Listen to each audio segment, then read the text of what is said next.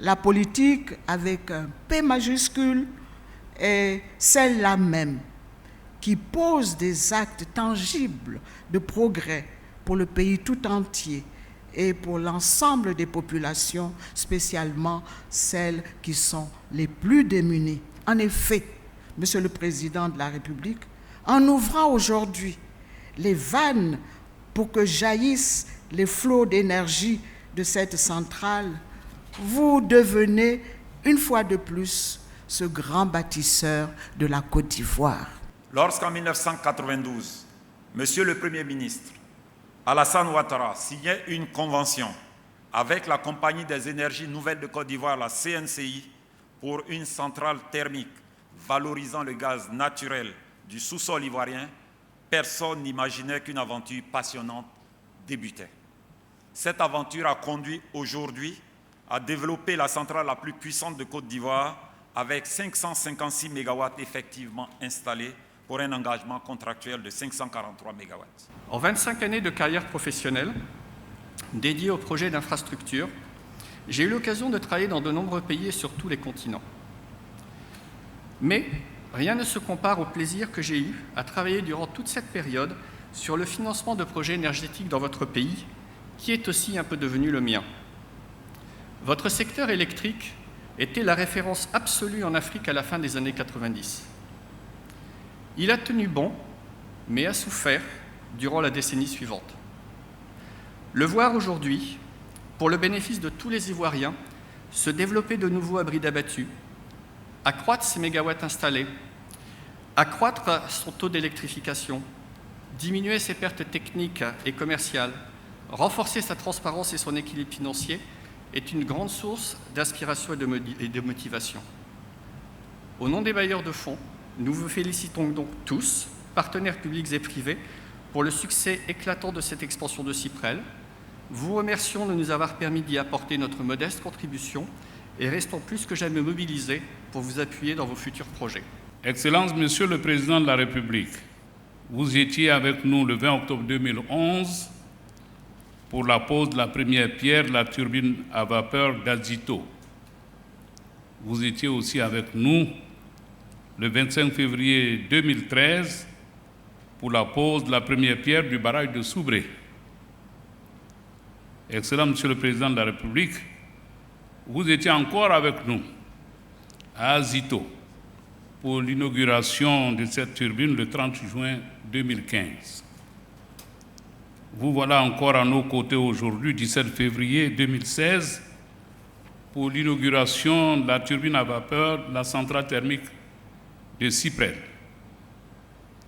Excellent Monsieur le Président de la République, c'est vraiment l'occasion pour mes collaborateurs et moi de vous exprimer notre profonde gratitude pour nous avoir montré la voie et d'être avec nous pour mesurer le progrès réalisé.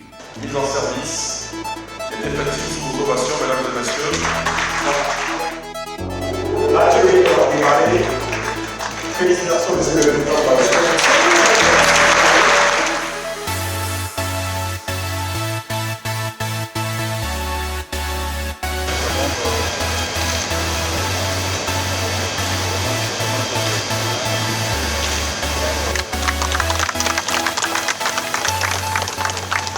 C'est un événement important, c'est une production de 536 MW et j'en profite pour saluer et féliciter nos partenaires, techniques comme financiers.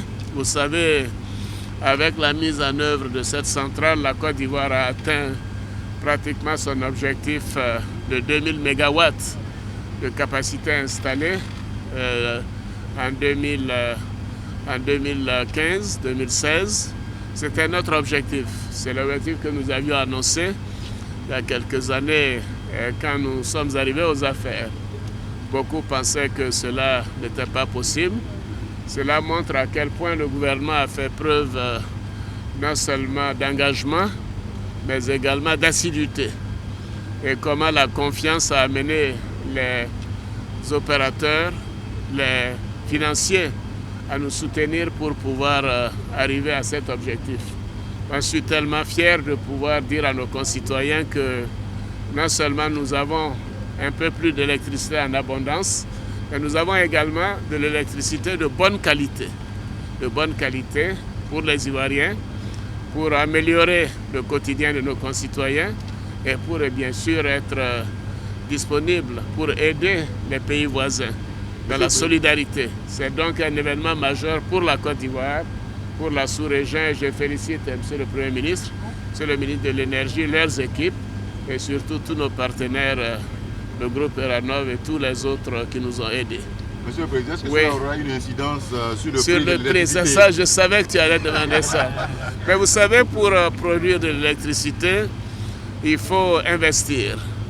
Et ces investissements permettent d'avoir de l'électricité de meilleure qualité d'abord. Donc l'électricité sera de meilleure qualité. Quand la qualité est meilleure, c'est comme si on avait gagné un prix.